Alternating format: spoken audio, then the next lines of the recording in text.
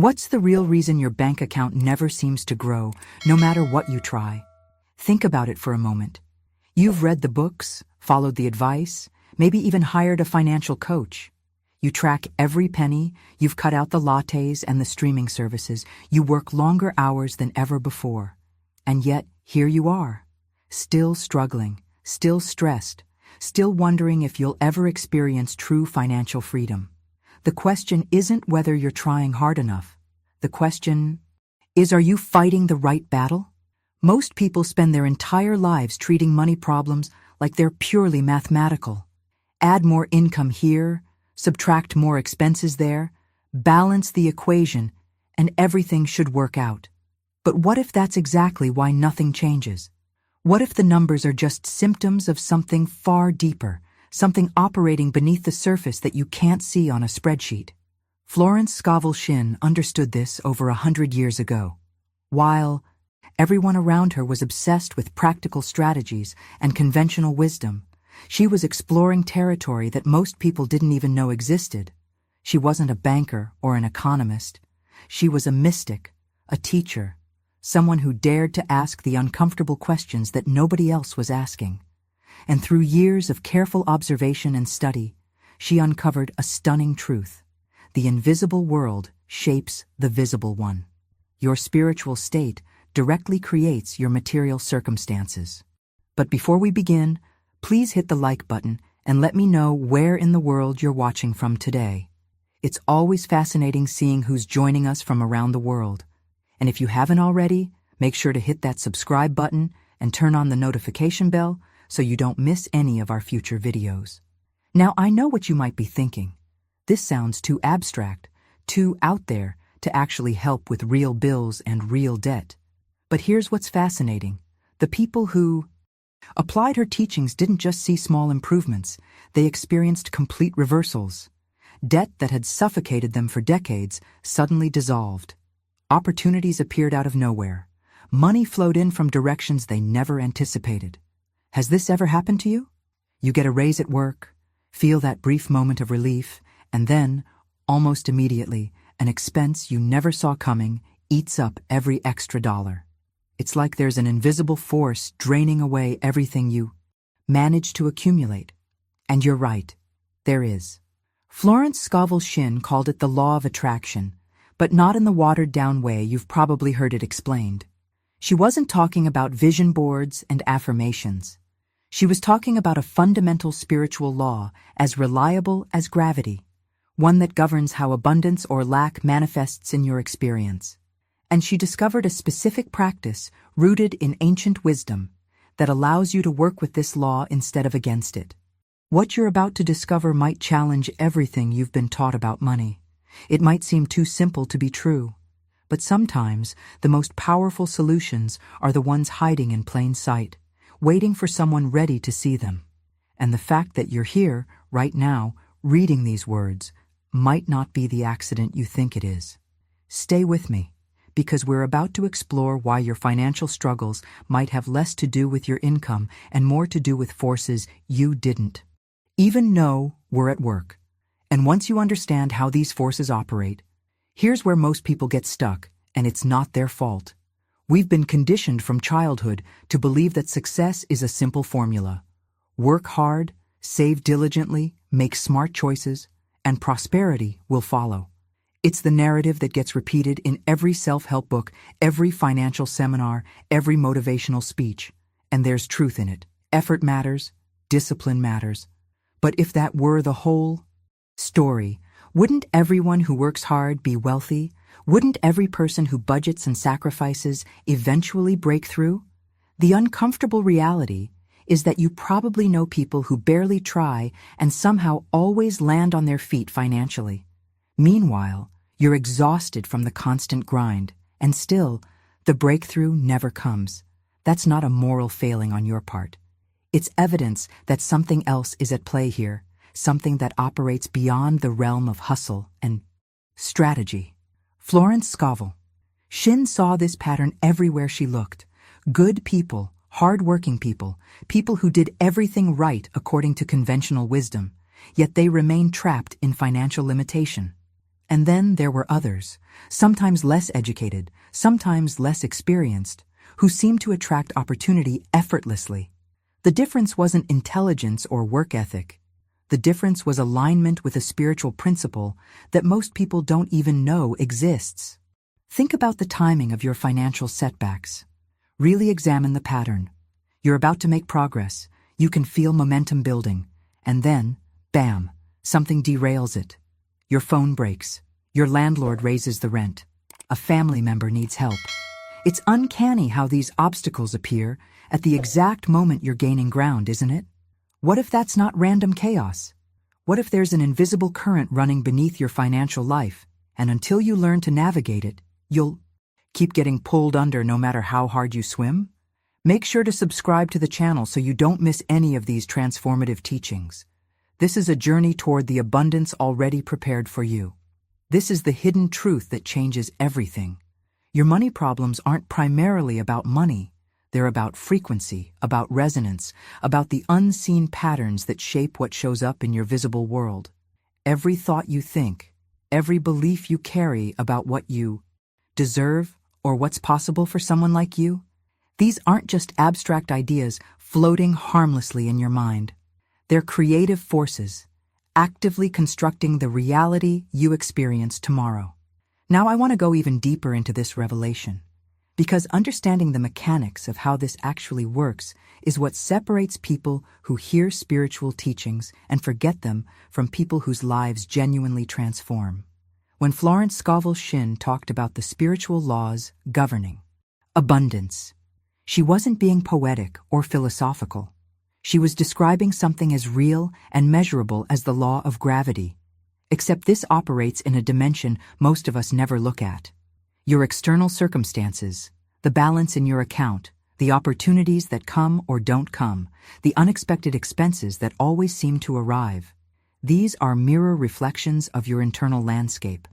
And that internal landscape has been shaped by years, sometimes generations, of conditioning that you didn't consciously choose. Write in the comments, "I'm ready to see what I've been missing." What Florence Scovel Shinn discovered wasn't a trick or a technique you manipulate to get what you want. It was something far more profound, a doorway into a principle that's been documented in sacred texts for thousands of years, but somehow got buried under layers of religious ritual and forgotten meaning. She found that certain ancient words, when understood correctly and spoken with genuine alignment, don't just express hope. They activate a shift in the unseen architecture of your life. The specific practice she taught centers around Psalm 112. And before you dismiss this as something you've heard before or scroll past thinking it's just another religious platitude, let me tell you what actually happens when people engage with this text the way she instructed. These aren't stories passed down through generations that might or might not be true. These are documented accounts from people in our time, people who were drowning in circumstances that felt completely hopeless. There was a woman who'd been fighting foreclosure for 2 years. She'd exhausted every option the financial system offered: loan modifications, payment plans, consultations with attorneys. Nothing worked. The bank had set a date, and she was weeks away from losing the home where she'd raised her children. Then someone introduced her to this practice. Within days, not months, not years, the entire situation reversed. A buyer appeared who wanted to purchase the property at a price that cleared her debt and left her with enough to start fresh. The timing was impossible to explain through normal channels. Or consider the man buried under medical debt from an unexpected surgery. No insurance, bills exceeding 6 figures, collection agencies calling constantly. He'd resigned himself to bankruptcy as the only way out. But after applying what Florence Scovel Shinn taught about Psalm 112, something shifted. An administrative review uncovered errors in the billing. A charity fund he didn't know existed covered a substantial portion. The remaining balance was negotiated down to an amount he could actually manage. None of this was his doing in the conventional sense. He didn't hire lawyers or fight the system. He simply aligned himself with a different frequency, and reality reorganized itself around that alignment. These transformations aren't outliers. They're the pattern that emerges when someone stops trying to force outcomes through sheer effort and instead learns to work with the invisible currents that shape all material circumstances. The impact ripples beyond just the money itself. Marriages that were crumbling under financial stress find solid ground again. Children who'd been absorbing their parents' anxiety suddenly thrive. Entire family systems break free from generations of limitation. What you're witnessing in these stories isn't luck or coincidence. It's what happens when the hidden mechanics of abundance finally get understood and applied. And here's what might surprise you most. The practice itself is remarkably simple. It doesn't require hours of your day or complicated rituals, but it does require a shift in how you've been approaching the whole question of provision and prosperity. Put down in the comments, "I believe transformation is possible for me." The beauty of what Florence Scovel Shinn taught is that it cuts through all the noise and complexity we've been told is necessary for spiritual practice. There's no requirement for hours of meditation, no need for special equipment or expensive courses, no complicated rituals you have to perform perfectly or risk losing the benefit. In fact, the moment you start thinking you need to do more, add more, complicate it further, you've already moved away from the core principle. This works precisely because of its simplicity, not in spite of it. What's required is something different from effort. It's understanding. It's grasping how the invisible world operates and then aligning yourself with that operation instead of working against it. Most people approach their financial problems like they're wrestling an opponent, throwing all their strength and willpower at something they're trying to force into submission. But what if the real power comes from learning to move with a current that's already flowing, one that's been there all along, waiting for you to stop fighting and start cooperating? The discipline isn't about doing more. It's about consistency with the right thing. Speaking life over your situation once each day with genuine conviction creates a momentum that builds on itself in ways you can't manufacture through sheer volume. It's the difference between scattering seeds randomly across hard ground and planting one seed properly in prepared soil and tending it faithfully. The harvest doesn't come from how many seeds you threw, but from the one you actually cultivated. Here's what most people don't realize when they first approach this work. Your financial struggle isn't actually about the decisions you made last year or the debt you accumulated 5 years ago. Those are symptoms. The real issue lives deeper, in patterns that have been running in the background of your life for so long, you don't even notice them anymore. Some of these patterns you inherited, they were operating in your parents' lives, your grandparents' lives, passed down like invisible blueprints that dictate what's possible and what isn't. Have you ever noticed how certain families seem to share the same financial story across multiple generations? Different circumstances, different eras, but the same underlying theme of struggle and limitation? That's not genetic, and it's not about education or opportunity. It's a spiritual pattern, a frequency that gets transmitted from one generation to the next unless someone consciously interrupts it. And interrupting it doesn't require you to fix everyone who came before you, or even to fully understand every twist and turn of how the pattern developed. You just need to step into a different alignment yourself, and the pattern breaks. This is why addressing symptoms never produces lasting change. You can pay off every debt, clear every balance, start with a clean slate, and if the underlying pattern isn't shifted, you'll find yourself right back where you started within a few years. The circumstances will look different, but the experience will be eerily familiar. What Florence Scovel Shinn understood is that true transformation happens at the root level, in the invisible realm where these patterns first take shape before they ever manifest as numbers in your bank account. Type in the comments, "The pattern breaks with me." When people first encounter Psalm 112, most of them read it the same way they'd read any other passage, scanning the words, appreciating the sentiment, maybe feeling a moment of inspiration, and then moving on. But Florence Scovel Shinn insisted that this completely misses the point. The words themselves aren't magical formulas that work just by being repeated. The power lives in the revelation, in suddenly seeing what those ancient phrases actually mean for your specific life right now. It's the difference between reading a map and understanding the territory. One gives you information, the other gives you orientation. This is where most people stumble without even realizing it. They treat sacred texts like decoration, beautiful, meaningful perhaps, but ultimately separate from the practical reality of bills and bank statements. They never make the connection between the spiritual principle being described and the actual mechanism that's keeping them trapped. So they read the words, they might even say them aloud, but nothing shifts because there's no recognition happening, no moment where the truth penetrates beyond the surface level of their thinking. What you need to grasp is that these words are describing a reality that already exists, not creating something new. Abundance isn't something you're trying to conjure into being through sheer force of will or positive affirmations. It's already flowing, already available, like a river that's been there all along. The question is whether you're positioned to receive it or whether something is blocking your access. And that's where the real work happens. Not in trying harder, but in identifying and dismantling what's in the way. Debt operates as more than a financial burden. It's a form of bondage that most people never consciously recognize as such. Think about how it affects you on a daily basis. Before it ever touches your wallet, it wraps itself around your thoughts. You wake up in the morning, and within seconds, before you've even gotten out of bed, the weight is there.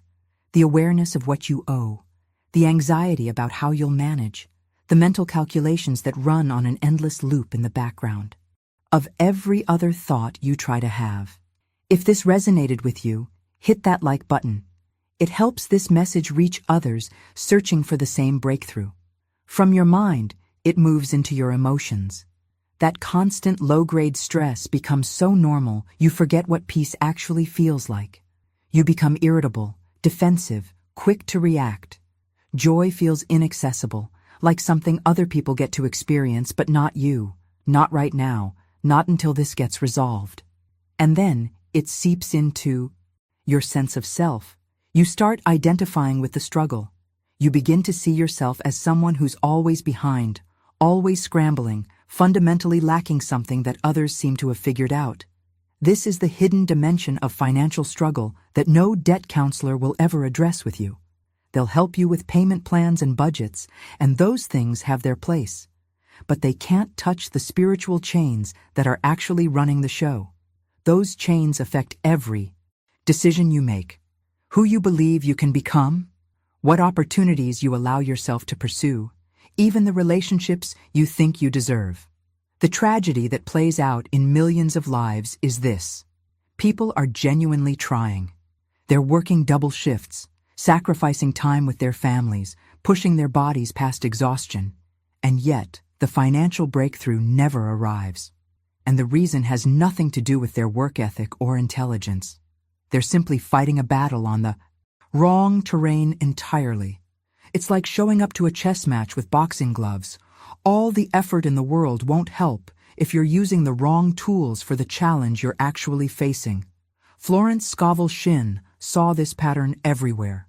People treating spiritual problems with purely physical solutions, trying to overcome invisible forces with visible strategies. And it never works, not in any lasting way. You can hustle yourself into an early grave, but if there's a spiritual blockage operating in your life, all that effort just gets absorbed into the void. The money comes in and immediately flows back out. The opportunity appears and then inexplicably vanishes. It's exhausting and demoralizing, and it's completely unnecessary once you understand what's really happening. The battlefield isn't your workplace or your budget spreadsheet. It's in the unseen realm where patterns get established before they ever show up in your physical experience. And the primary weapon you have access to in that realm isn't effort. It's your words. This might sound abstract until you really examine what's been coming out of your mouth on a daily basis. Most people have no idea they're actively creating their own limitation through the language they use casually, habitually, without a second thought. Every time you say, "I can't afford that," you're not just making an observation about your current bank balance. You're issuing a decree that shapes your future.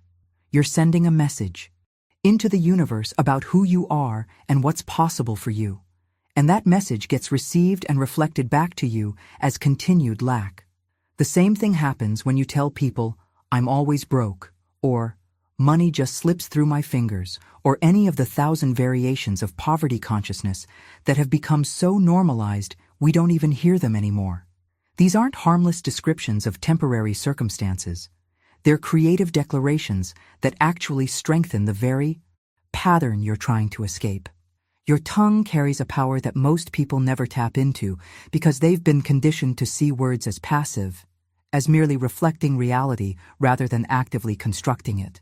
But the ancient wisdom that Florence Scovel Shinn studied makes this absolutely clear.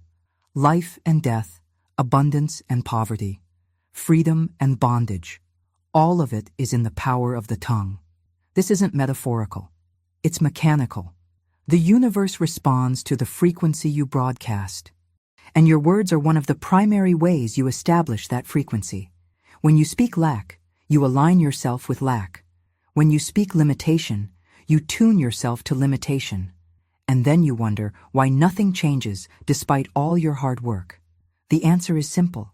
You're building one thing with your hands while simultaneously tearing it down with your mouth. Once you understand that your words are actively constructing your experience, the entire approach to Psalm 112 shifts from religious ritual to strategic deployment of spiritual authority. This isn't about getting on your knees and begging the universe to maybe, possibly, if you're lucky enough, send some relief your way. That posture keeps you locked in victim consciousness, always hoping, always waiting for something external to rescue you. What Florence Scovel Shinn taught was radically different. She showed people how to step into their rightful position and claim what already belongs to them. When you speak this psalm over your life, you're not petitioning, you're declaring. There's a universe of difference between those two stances. One comes from a place of lack, of hoping you might be worthy enough to receive. The other comes from recognition of who you actually are and what's already been established in the spiritual realm concerning your provision. You're not trying to convince God to bless you. You're aligning yourself with the blessing that's already been allocated, removing the blockages that have kept you from accessing it. This is where most religious teaching goes completely off track.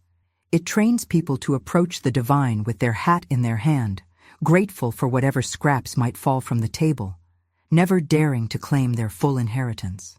But that's not what the ancient texts actually teach when you strip away centuries of misinterpretation. You're not a beggar. You're an heir. And heirs don't beg for what already belongs to them. They simply step into their rightful place and receive it. Your tongue becomes the instrument through which this shift happens, not through volume or repetition, but through alignment. When your words match the frequency of divine truth, when you speak with the kind of conviction that doesn't waver based on what your current circumstances look like, something tangible shifts in the atmosphere around your life. It's not invisible in the sense of being imaginary.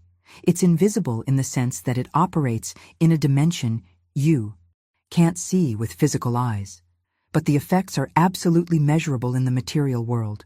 Doors that have been locked for years suddenly swing open. Opportunities that should have gone to someone else somehow land in your lap. Resources that had no logical pathway to reach you find their way into your hands. People call this luck or coincidence because they don't understand the mechanics behind it. But what's actually happening is that you've shifted your position in the spiritual realm, and the physical realm is reorganizing itself to match that new alignment. Now, I want to go even deeper into how this mechanism actually functions, because understanding the behind-the-scenes process is what allows you to work with it consciously instead of accidentally. The impact of your declarations doesn't happen in some distant future. It begins the moment the words leave your mouth, setting forces in motion that operate according to laws most people never learn about. Type in the comments, "I claim my spiritual authority." What most people get wrong about this practice is thinking that more equals better. They assume if speaking Psalm 112 once is good, then saying it 10 times must be 10 times more powerful. But that's not how spiritual authority operates. It's not about volume or accumulation. It's about the quality of your alignment, the depth of your conviction in that single moment when you speak.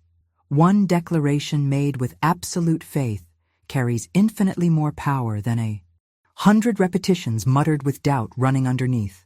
Florence Scovel Shinn was adamant about this because she'd seen people sabotage their own breakthrough by turning a powerful practice into anxious repetition.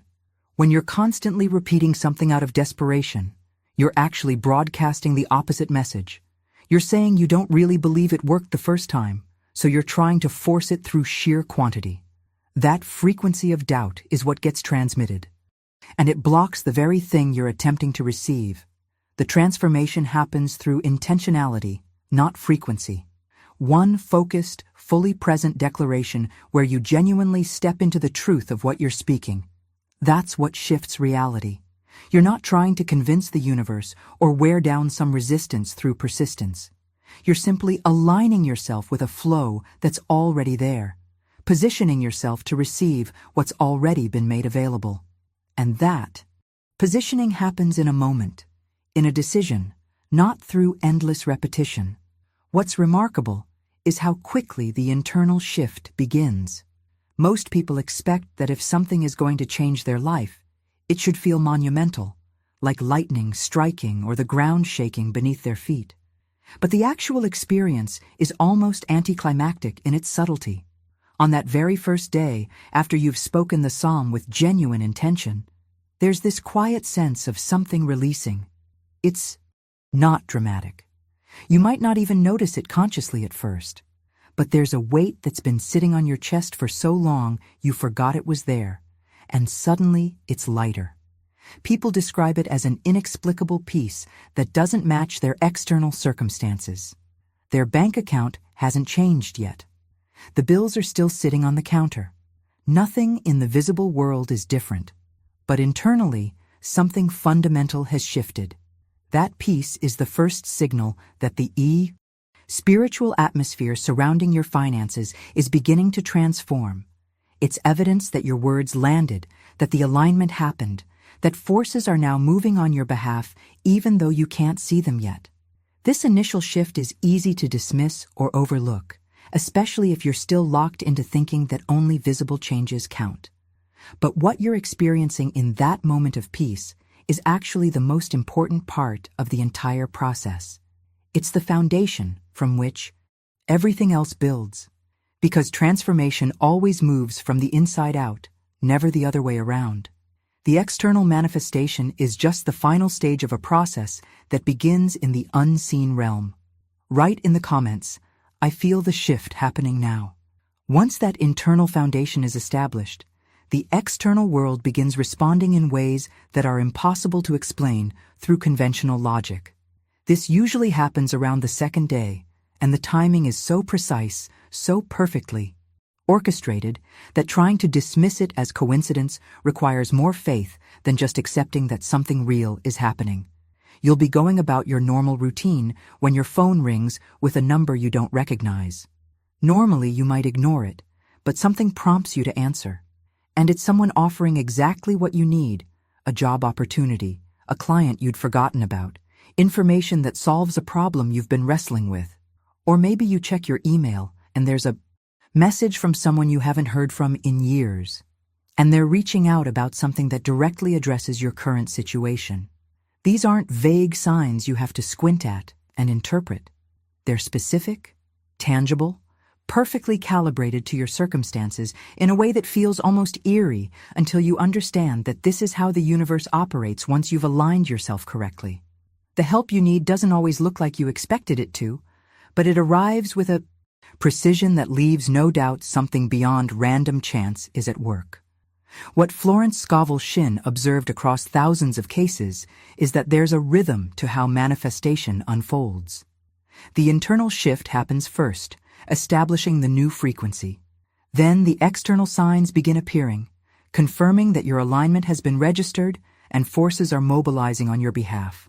And then, usually around the 5th day of consistent practice, tangible breakthrough starts materializing in ways you can measure and document. Debts that have haunted you for years suddenly find resolution through pathways that shouldn't exist. Maybe a creditor calls to say there was an error in the accounting and your balance is actually paid. Maybe you receive a refund from something you'd completely forgotten about and the amount is exactly what you needed. Job offers appear from directions you never thought to look. Money shows up from sources that make no logical sense. Old invoices that you'd written off as uncollectible suddenly get paid. Inheritances from distant relatives you barely knew. Insurance reimbursements you didn't know you qualified for. The pattern repeats itself with such consistency that once you've seen it enough times, you stop being surprised. What seemed impossible on day 1 becomes inevitable by day 5. And the beauty of it is that none of this requires you to figure out the how. You're not responsible for engineering the solutions or mapping out the pathway. Your only job is to maintain the alignment, to keep speaking the truth daily, and to stay open to receiving what comes through channels you couldn't have predicted. Now, I want to go even deeper into what's actually happening during this 5-day window, because understanding the mechanics of this transformation helps you recognize the signs when they appear and prevents you from second-guessing yourself back into the old pattern. The moment you speak with genuine conviction, not hope or wishful thinking, but actual alignment with truth, the response isn't delayed or conditional. It's immediate. This confuses people who've been taught that manifestation is a slow, gradual process requiring months or years of consistent work. But what Florence Scovel Shinn discovered is that the lag time we experience has nothing to do with how the universe operates. The delay exists only because of the interference pattern running in our own consciousness. The doubt, the contradictory beliefs, the underlying fear that it won't really work for us, even if it works for everyone else. When you finally cut through all that noise and speak from a place of pure alignment, the universe doesn't need time to process your request or deliberate on whether you're worthy. The laws governing manifestation are automatic, impersonal in the best possible sense. They respond to frequency, not to your history or your current bank balance or whether you've been good enough to deserve it.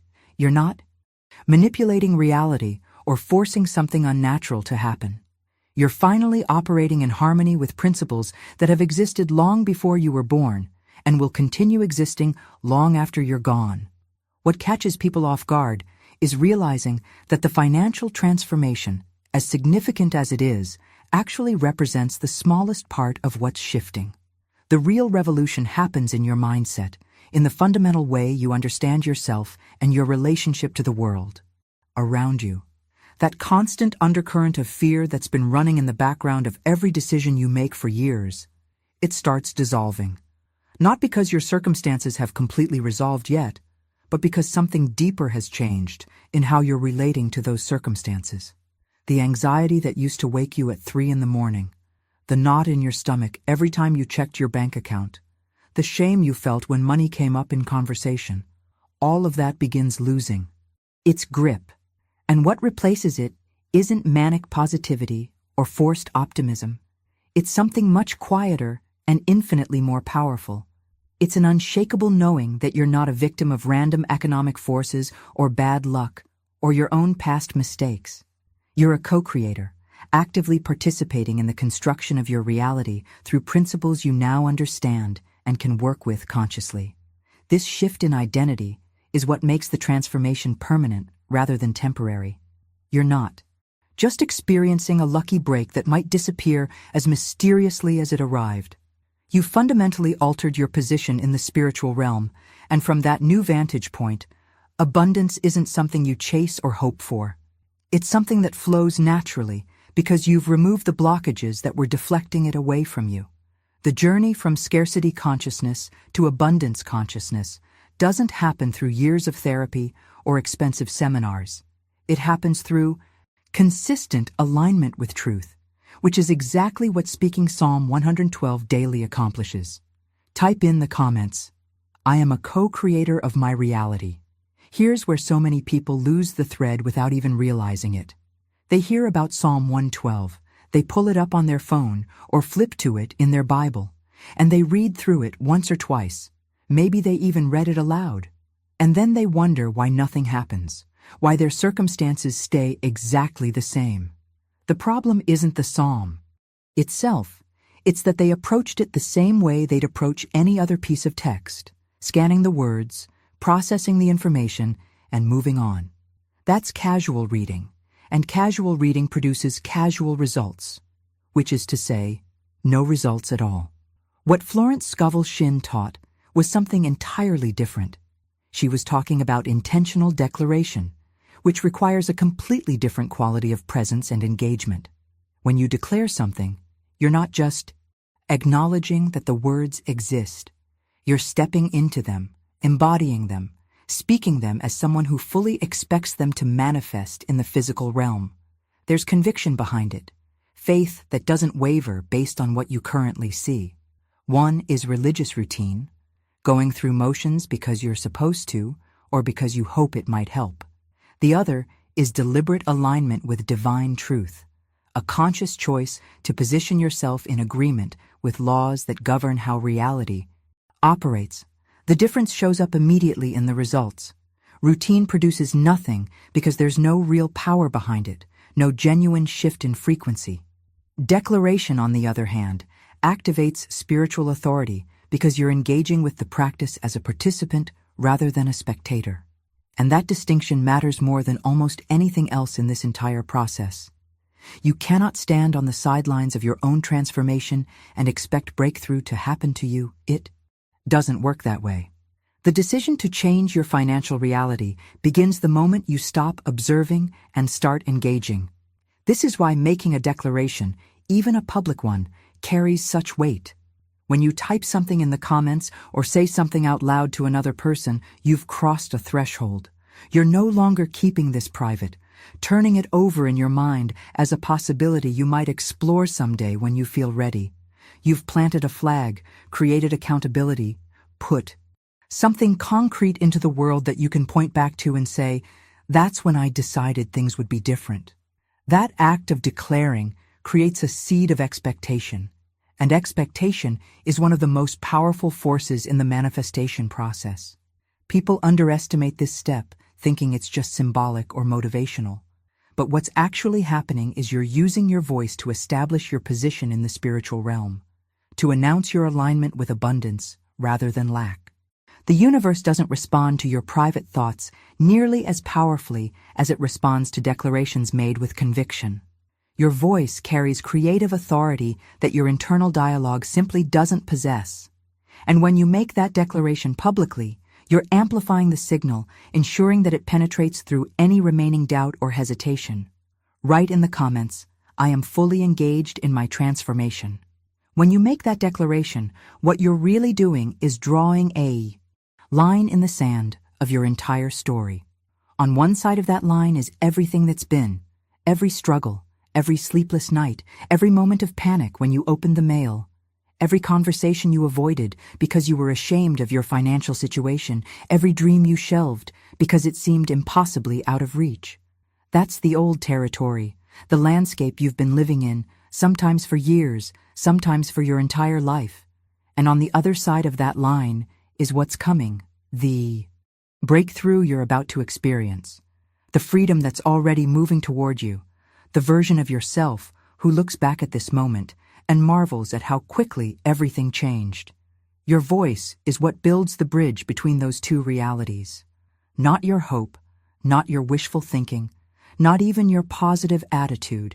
Your voice, speaking with intention and conviction, creates a pathway from where you are to where you're going. This isn't poetry or motivational language. This is describing an actual mechanism that operates whether you understand it or not. But when you do understand it, when you grasp what your voice is actually capable of accomplishing, you stop using it carelessly. You become strategic about what you speak over your life because you recognize that you're not just making noise, you're issuing commands that the universe is obligated to respond to. Florence Scovel Shinn spent decades documenting this phenomenon, watching people whose lives completely pivoted on the strength of declarations they made.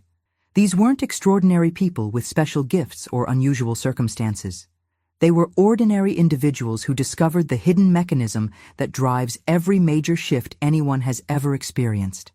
The mechanism is this: your voice carries creative power that extends far beyond what your physical senses can detect or measure. When you speak with genuine alignment, you're not just producing sound waves that dissipate into the air. You're setting forces in motion in the unseen realm, forces that then work their way into manifestation in the physical world. Every major transformation you've ever heard about, every story of someone's life radically changing seemingly overnight, has this mechanism operating behind the scenes. They might not have known what they were doing. They might have stumbled into it accidentally through desperation or faith or sheer determination. But the principle is always the same. Words spoken with conviction create realities that didn't exist before. And the beautiful thing about spiritual laws is that they're not selective. They don't work for some people and fail for others based on worthiness or background or how many mistakes you've made. They work for whoever learns to apply them correctly. Now, I want to go even deeper into what actually happens in the moments after you speak Psalm 112, because there's an entire process unfolding that most people never see, and understanding this process helps you trust it even when the physical evidence hasn't caught up yet. Type in the comments, "My voice creates my future." The fact that you're here right now, reading these words, absorbing this teaching, that's not an accident of the algorithm or a random click that brought you to the wrong place. Divine timing doesn't operate on coincidence. When spiritual truth is ready to reach someone, when a person has arrived at that precise moment where they're finally prepared to receive what they've been searching for, the universe orchestrates the encounter. You didn't stumble onto this message. It found you. And it found you because there's already a shift happening in the spiritual realm concerning your finances, a movement that began before you even became conscious of it. Florence Scovel Shinn observed this pattern thousands of times, people showing up at exactly the right moment, not a day earlier when they would have dismissed the teaching as too strange or impractical, and not a day later when the opportunity might have passed. The timing is always perfect, even when it feels like you're discovering this information years too late. You're encountering it now because now is when you're ready to actually apply it, to move beyond intellectual understanding into genuine transformation. And transformation, real transformation, begins the instant spiritual truth connects with a receptive heart. What most people misunderstand about this journey is that it's not about recovering what you lost when debt took over your life. That version of yourself, the one barely keeping your head above water, struggling to make ends meet, that was never who you actually are. It was just a costume you wore for a while, a role you played because you didn't know any different. The real journey happening here is the recovery of your true identity, the recognition of who you were designed to be before the world convinced you that scarcity was your natural state. You were never meant to live in constant financial anxiety. You weren't created to spend your life avoiding phone calls from creditors or lying awake calculating which bill you can delay this month. That's not your identity. That's just a pattern you got caught in, possibly one that's been running in your family for generations. But patterns can be broken and identities can be reclaimed. This teaching isn't a quick fix or a temporary band-aid. It's a strategic step in the recovery process, designed to help you remember who you actually are beneath all the conditioning and fear. Abundance isn't something foreign to your nature that you have to somehow achieve or earn. It's your birthright, the natural state you were meant to inhabit. Scarcity is the aberration, the distortion, the lie that got embedded so deep you started believing it was truth. And every time you speak Psalm 112 over your life, you're not just addressing your current financial problems. You're dismantling the false identity that's kept you trapped and stepping back into the truth of who you've always been underneath. Now, I want to go even deeper into the actual content of Psalm 112 itself, because when you understand what these ancient words are actually declaring over your life, the power intensifies exponentially. Put down in the comments, "I reclaim my true identity." Those tears you're crying right now over unopened bills, over the constant pressure, over feeling like you're failing everyone who depends on you, they're not going to last forever. In fact, they're already beginning their transformation. Within weeks, maybe even days, you'll find yourself crying again, but for a completely different reason. These will be tears of gratitude, of awe at what just happened, of relief so profound you can barely comprehend it. The financial shift is real, and it's coming. But what's even more significant is the identity shift that's happening simultaneously. You're moving from victim to victor, from someone things happen to, into someone who happens to things. From borrower to lender, from the person who always needs help to the person who has resources to offer others. From someone defined and limited by lack into someone marked and recognized by abundance. This isn't just a change in your bank balance. It's a complete reconstruction of how you see yourself and how the world responds to you. And that reconstruction reverberates through every area of your life, touching relationships, opportunities, even your physical health in ways you won't fully grasp until you're living it. What makes this moment even more powerful is understanding what you're actually breaking when you engage with this practice. Look back at your family history for a moment. Really examine the financial patterns that have played out across generations. Your grandparents struggled with money in their own way. Your parents had their version of the same battle. Maybe the details were different jobs, different debts, different circumstances, but the underlying theme is identical. Never quite enough.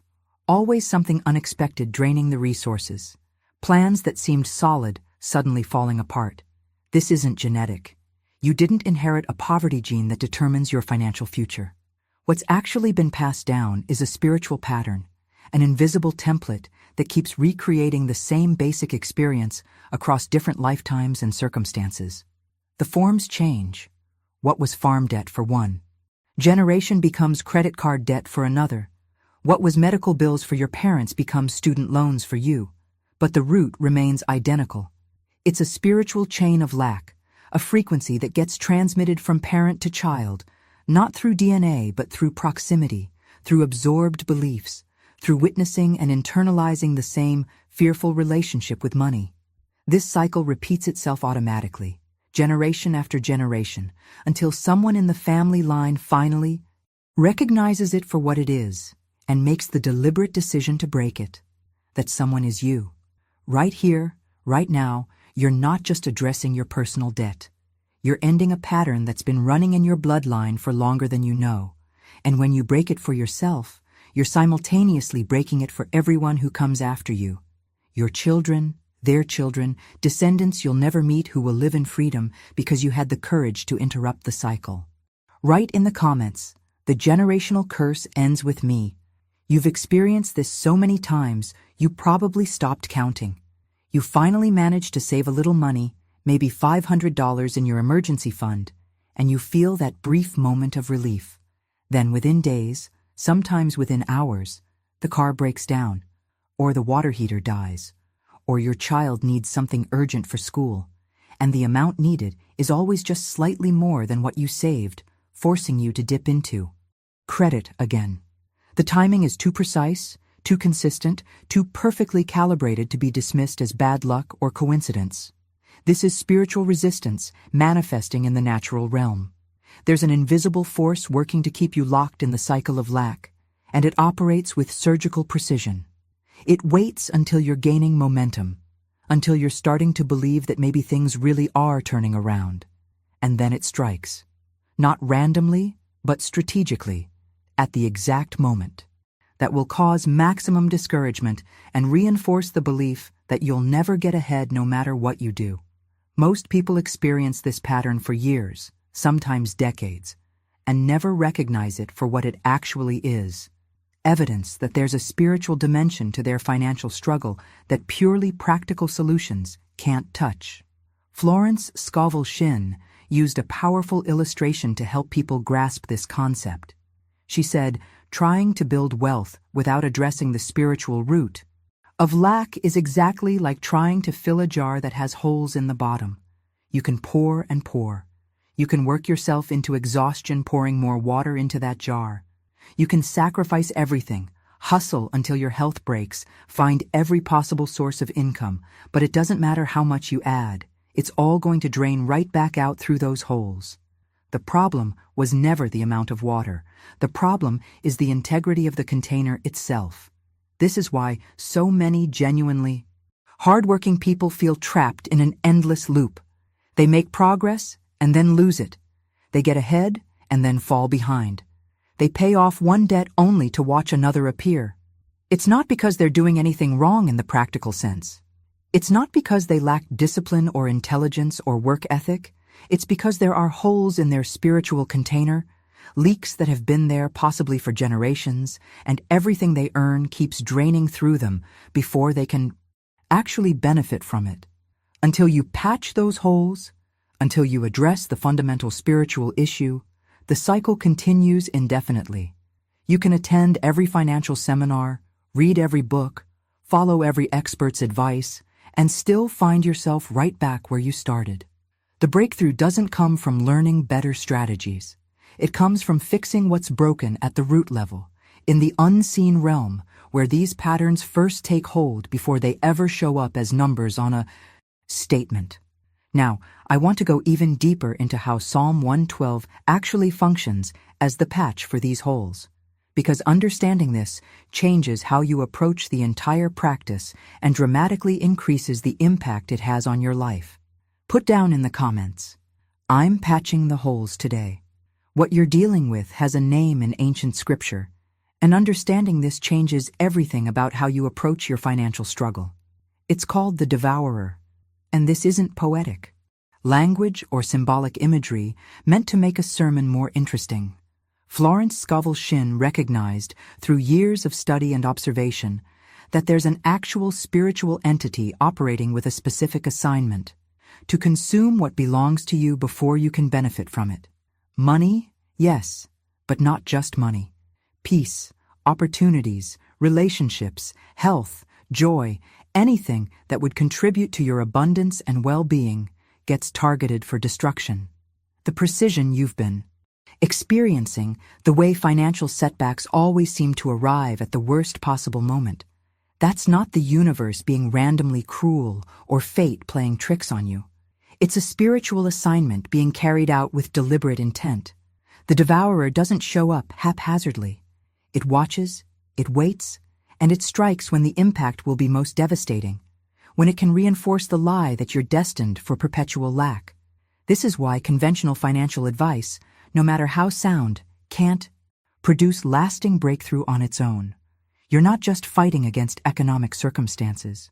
You're contending with an invisible force that has been given permission, through patterns and agreements you didn't even know you'd made, to consume your provision. But here's the revelation that shifts the entire battle in your favor. This assignment doesn't have ultimate authority. In Malachi, Scripture makes an extraordinary declaration. God himself says he will rebuke the devourer for your sake. Not might rebuke, not will consider it if you're worthy enough. Will rebuke.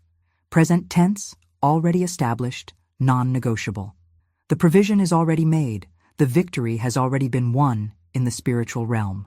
What's been missing is someone on earth with enough faith to speak that victory into manifestation, to stand in their authority and enforce what heaven has already decreed. This is where most believers get stuck. They read promises like this and think they're beautiful ideas, inspiring concepts to hold on to during hard times, but they never actually activate them. They never step into their position as enforcers of divine decree. They wait for God to do something he's already done, while he's waiting for them to exercise the authority he's already given. You're not asking God to fight the devourer on your behalf. He's already announced his intention to do so. What you're doing when you speak Psalm 112 is agreeing with that intention, aligning yourself with it, and authorizing its manifestation in your specific circumstances. Now, I want to go even deeper into what actually happens when you make this declaration, because there's a sequence of spiritual events that unfolds the moment you speak with genuine authority. And understanding this sequence helps you recognize the signs that your breakthrough is already in motion. The invisible barriers operating in your life right now are so subtle, so deeply embedded in the fabric of your daily experience, that you've probably stopped noticing them altogether. They've been there so long they feel like just the way things are, like the natural order of your reality. But these blockages aren't natural at all. They're spiritual constructs, invisible walls that have been diverting your prosperity away from you, sometimes for your entire life, sometimes for generations before you were even born. The impact is absolutely devastating, even though you can't see the mechanism causing it. Think about how water flows. If there's a barrier in the stream, the water doesn't just stop, it gets redirected. It goes around the obstacle, following a different path entirely. That's exactly what's been happening with the abundance meant for you. It's not that prosperity doesn't exist or that you're somehow excluded from it. It's that there are blockages in your spiritual atmosphere redirecting it away from you before it can reach your hands. Money flows towards you and then mysteriously gets diverted at the last moment. Opportunities come close and then inexplicably go to someone else. Resources that should have been yours end up somewhere else, and you're left wondering what you did wrong. You didn't do anything wrong. You've been living with invisible barriers you didn't create and didn't know how to dismantle. But here's where everything shifts. When you speak Psalm 112 with genuine understanding, not just reading words, but comprehending the spiritual authority you're wielding, you're doing something far more powerful than most people realize. You're releasing spiritual energy into the atmosphere around your life. Your voice isn't just making noise. It's creating sound waves that carry authority, that penetrate the unseen realm where these blockages exist, that literally rearrange the spiritual furniture to align with divine order. Florence Scovel Shinn described it as speaking light into darkness. The barriers that have been operating invisibly can't withstand exposure to truth spoken with conviction. They begin to dissolve, to break apart, to lose their power to divert what belongs to you. And as they crumble, you start experiencing something you might not have felt in years. A sense that things are finally flowing in your direction instead of away from you. The obstacles that seemed permanent suddenly feel temporary. The walls that appeared solid start developing cracks. This isn't gradual erosion that takes decades. When you engage with this practice correctly, the dismantling happens quickly, sometimes shockingly so. The revelations come fast. The shifts occur in days rather than years. And what you thought would require a lifetime of struggle resolves itself in ways that leave you speechless. Now, I want to go even deeper into the actual words of Psalm 112, because when you understand what each phrase is declaring over your life, the transformation intensifies in ways that go beyond anything we've discussed so far. Write in the comments, invisible barriers are breaking now. Here's what most people fundamentally misunderstand about wealth and provision. They think it starts in the physical realm, that prosperity begins with a job or a business opportunity or an inheritance. But that's backwards. Everything you see manifesting in the material world is simply the final stage of a process that began long before in the invisible realm. All prosperity, every bit of abundance that shows up in your bank account, originates in the unseen first. The spiritual always precedes the natural. Always. What you're experiencing financially right now is just the physical reflection of what's already been established in the invisible world. This is why trying to fix your money problems through purely physical means produces such limited results. You're working at the wrong end of the process. You're attempting to change the reflection in the mirror without addressing what's creating that reflection in the first place. Florence Scovel Shinn taught that if you want different results in the visible realm, you have to shift what's happening in the invisible realm first. And the fastest way to create that shift is through aligning yourself with the frequency of abundance rather than continuing to broadcast the frequency of lack. Everything in existence operates at a specific frequency, a vibrational rate that determines what it attracts and what it repels. This isn't mystical nonsense. It's physics applied to the spiritual dimension. Every thought you think Every emotion you feel, every belief you carry, is vibrating at a particular frequency. Fear vibrates low and heavy. Faith vibrates high and light. Worry, anxiety, desperation, all of these operate at frequencies that actually repel prosperity even as you're desperately trying to attract it. You're broadcasting one signal while hoping for a completely different result, and it doesn't work that way. Your financial reality responds to the dominant frequency you're broadcasting moment by moment, day after day. If that frequency is rooted in fear and lack consciousness, if you're constantly thinking thoughts like, "I'll never have enough," or "things never work out for me," then you're tuned to a station that only plays scarcity. No amount of hard work can override that signal. But when you speak Psalm 112 with genuine conviction, something remarkable happens instantly. Your frequency shifts, not gradually over weeks or months, but immediately, in that very moment. The vibration you're emitting changes from lack to abundance, from fear to faith, from victim consciousness to victor consciousness.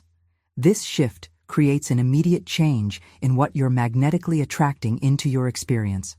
Opportunities that were invisible to you at the old frequency suddenly become visible. Resources that were flowing past you start flowing toward you. People who can help you appear seemingly out of nowhere. The external world hasn't changed. You've changed your position within it. And from this new vantage point, everything looks different. Now, I want to go even deeper into the specific words of Psalm 112 and what each phrase is actually accomplishing when you speak it over your life. Because this is where the practice moves from theory into tangible, undeniable transformation. Put down in the comments, "I'm shifting my frequency now." The moment you understand that you're not fighting this battle with natural weapons, everything changes. Scripture tells us that the weapons of our warfare are mighty through God to the pulling down of strongholds. And most people read that without grasping what it actually means in practical terms. You're not limited to the tools the financial system offers: payment plans, debt consolidation, credit counseling. Those have their place, but they're natural weapons trying to combat spiritual fortresses. And here's the truth that shifts the entire dynamic. No debt collector on earth has authority over a word spoken in genuine faith. No credit score can override a divine decree. The spiritual realm always wins when it comes into conflict with the natural realm. Florence Scovel Shinn watched this principle play out in case after case. People who were legally bound to debts that should have taken decades to resolve suddenly found those debts dissolving through circumstances that made no earthly sense. Court judgments that should have been enforceable mysteriously got dismissed. Collection agencies that should have had all the power suddenly couldn't locate records or dropped cases without explanation. This wasn't luck. It was spiritual authority overriding natural circumstances, which is exactly what happens when you learn to wield the weapons you've actually been given instead of limiting yourself to what the world says is possible. But here's what makes this even more powerful. You're not operating from a position of hoping God might help you if you're worthy enough. You're standing in a covenant relationship where provision has already been promised. Deuteronomy doesn't say, maybe you'll lend to nations, or if you're really good, you might borrow from none. It declares it as your design, your natural state. This isn't describing some elite class of super spiritual people who figured out secret formulas. This is the normal life God intended for everyone walking in covenant relationship with Him. Prosperity isn't something you achieve through perfect behavior or clever strategies. It's a spiritual agreement between you and God, a covenant where He commits to provision, and you respond with faith and alignment. Most people have unknowingly stepped out of that agreement, not because God abandoned them, but because they stopped believing it applied to them. They agreed with poverty instead of promise, with struggle instead of supply. Every time you speak Psalm 112, you're essentially announcing your return to the covenant, reclaiming your position as someone who operates under divine provision rather than economic limitation. The impact of this shift extends far beyond just getting out of debt. You're repositioning yourself in the spiritual realm, moving from outside the covenant to inside it, from trying to survive on your own strength to operating under supernatural backing. And once you're back in that position, the rules change completely. Now, I want to go even deeper into how to actually speak Psalm 112 in a way that activates this covenant authority, because there's a specific approach that makes all the difference between religious routine and genuine transformation. Type in the comments, "I stand in covenant abundance." Most people approach faith completely backwards. They think it's a feeling they're supposed to generate, an emotion they need to work themselves up into before God will respond. So they wait to feel confident, wait to feel worthy, wait until the circumstances look a little better before they dare to believe. But that's not how faith operates at all. Faith isn't an emotion you manufacture, it's a decision you make regardless of how you feel or what your current reality looks like. It's choosing to believe God's promise, even when your bank account is showing a negative balance, even when the bills are piled high, even when every piece of physical evidence contradicts what you're declaring. This is the shift that separates people who experience breakthrough from people who stay stuck. You don't have to feel confident. You don't have to have all the answers figured out. You don't have to understand exactly how the transformation is going to unfold. You just have to make the choice, right now, in this moment, to step into what God designed for you, instead of continuing to accept what circumstances have been telling you is all you deserve. That decision, that single choice to believe, is what opens the door for everything else to follow.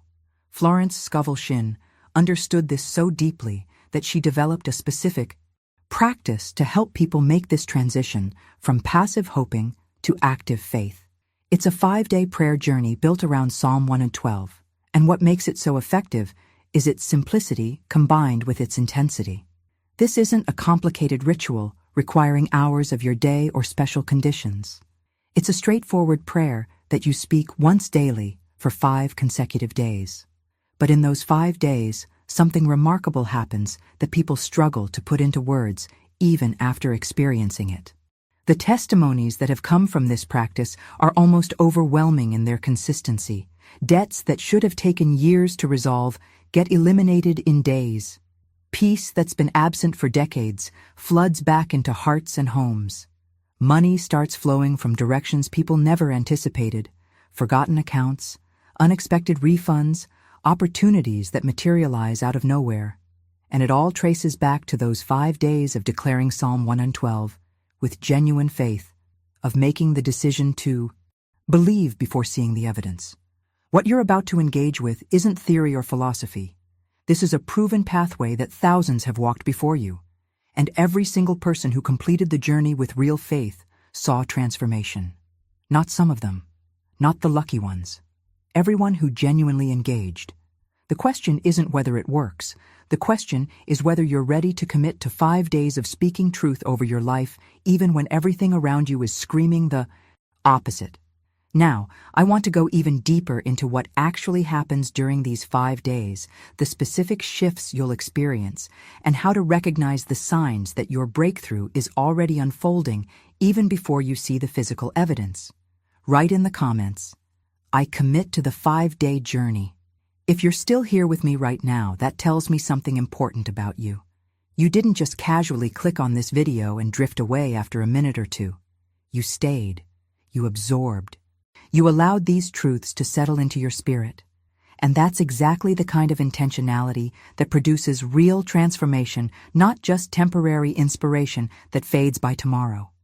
Look, I know there's no shortage of financial advice out there. YouTube is flooded with it. But what we've explored together here goes so much deeper than strategies and tips. This is about understanding the invisible forces shaping your reality and learning to work with them instead of against them. And if this resonated with you, if something shifted while we've been together, I want to make sure you don't lose access to what we're building here. Go ahead and subscribe to the channel. Not because I need the numbers, but because you need this truth speaking into your life consistently. Every video I create is designed to help you break free from patterns that have kept you trapped, to align yourself with abundance instead of lack, to step into the life you were actually designed for. And there's so much more coming that builds on what you've learned today. Before you go, do me a favor and leave a comment saying, "This message was meant for me." When you type those words, you're doing more than engaging with content. You're making a declaration, drawing that line in the sand we talked about. And if this connected with you on a real level, hit that like button. It helps this message reach other people who are searching for the same breakthrough you're walking into right now. There's a video right here that takes what we've covered and goes even deeper into the practical application. It shows you exactly what to do in those critical first days when the shift is happening. Click and continue with me over there. Your journey is just beginning.